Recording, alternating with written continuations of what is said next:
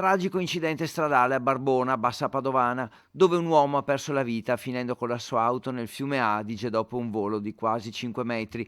È accaduto lungo la provinciale 1, nel tratto dell'argine tra Lusia e Sant'Urbano.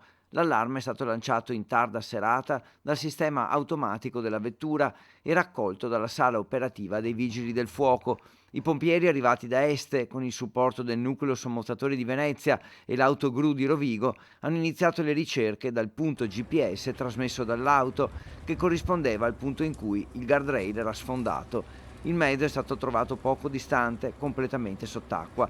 A quel punto i sommozzatori hanno agganciato l'auto, che è stata sollevata e che aveva ancora all'interno l'autista. All'arrivo dei soccorsi, purtroppo, il personale del SUEM non ha potuto che constatare la morte dell'uomo Cristian Finco, 44 anni, di Sant'Urbano. Sul posto anche i carabinieri per i rilievi del sinistro, le cui cause sono in corso di accertamento.